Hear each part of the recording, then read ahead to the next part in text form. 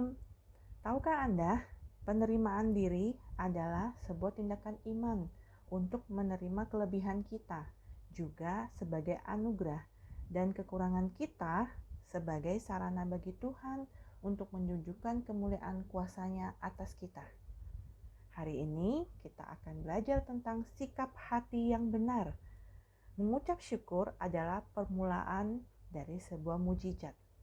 Bagaimana sikap hati yang benar? 1. Menerima diri. Penerimaan diri tidak sama dengan pasrah kepada nasib.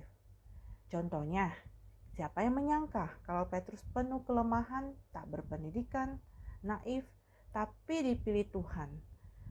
Siapa yang mengira kalau dia seorang nelayan sanggup mengajar dengan penuh kuasa dan pekerjaannya membangkitkan iman bagi generasinya? Selain kelemahan kita, Tuhan juga rindu memakai kekuatan kita bagi kemuliaan-Nya. Tugas kita adalah mempersembahkan semua kelebihan kita kepada Tuhan. Kemudian, izinkan Roh Kudus memberikan tuntunan apa saja yang bisa kita lakukan bagi Tuhan dengan anugerah itu. Roh Kudus akan menolong kita agar kekuatan kita menghasilkan buah-buah yang lebat bagi kemuliaan Tuhan. Inilah arti sesungguhnya penerimaan diri. Sikap hati yang benar membuat kita naik ke level selanjutnya. 2. Mengucap syukur. Apakah kita bisa mengucap syukur dalam segala keadaan? Itu berarti kita harus tetap mengucap syukur sekalipun kita berada dalam masalah. Bagi kita, lebih mudah mengucap syukur waktu kita menerima berkat. Tetapi, apakah kita bisa mengucap syukur saat kita mengalami ujian hidup? Yesus mengajarkan kepada Petrus dan murid-muridnya yang lain bahwa ada kuasa dalam mengucap syukur. Pelajaran berharga ini Yesus berikan saat mereka melewatkan mujizat yang luar biasa. Ingat dalam Yohanes 6 ayat 1-14. Saat itu, masalah apa yang mereka hadapi? Iya, makanan. Berapa banyak makanan yang harus mereka punya? Mereka harus memberi makan kepada 5.000 laki-laki belum perempuan dan anak-anak. Dan berapa makanan yang mereka punya? Hanya 5 roti dan 2 ikan. Apa yang Yesus lakukan sebelum mujizat itu terjadi? Yesus mengucap syukur dan membagikan roti dan ikan tersebut. Dan mujizat apa yang terjadi? 5 roti, 2 ikan, untuk makanan 5.000 laki-laki belum perempuan dan anak-anak, sisa 12 bakul penuh. Ya, meskipun hanya memiliki persediaan terbatas, yaitu 5 roti dan 2 ekor ikan, Yesus tetap mengucap syukur untuk kekurangan tersebut. Ia sama sekali tidak menunjukkan kegusaran ketika kerumunan orang banyak itu datang dengan lapar dan murid-muridnya tidak dapat berbuat apa-apa. Apa yang terjadi saat itu? Yesus memecahkan roti, membagikan kepada murid-muridnya. Roti yang diterima Yesus dengan penuh ucapan syukur tidak habis dibagi sampai 5.000 orang kenyang. Ingat, belum termasuk perempuan dan anak-anak. Bahkan masih tersisa 12 bakul penuh. Wow. Maka tak heran ketika Petrus dan rasul-rasul lainnya dipenjara dan bahkan disesa, mereka tidak bersungut-sungut. Justru gembira karena dianggap layak menderita karena nama Yesus. Baca Kisah Para Rasul 5 ayat 41. Mereka meniru teladan guru mereka. Siapa? Yesus. Sikap hati yang mengucap syukur merupakan permulaan Tuhan membawa mereka kepada sederet mujizat yang mencengangkan. Oke, apa yang kita pelajari hari ini? Hal-hal apa yang perlu Anda syukuri saat ini?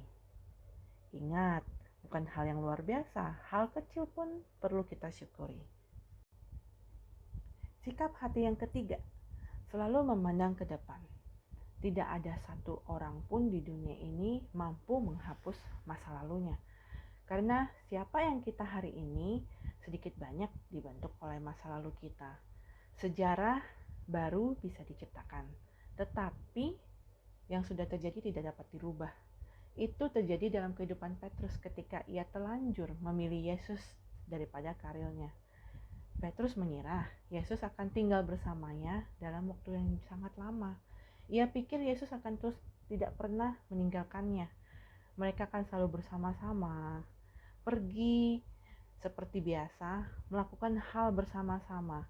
Tetapi kenyataannya Tuhan Yesus naik ke surga, membuat Petrus seolah-olah kehilangan pegangan hidup. Ia tidak tahu apa yang harus ia lakukan tanpa Yesus di sisinya yang pasti.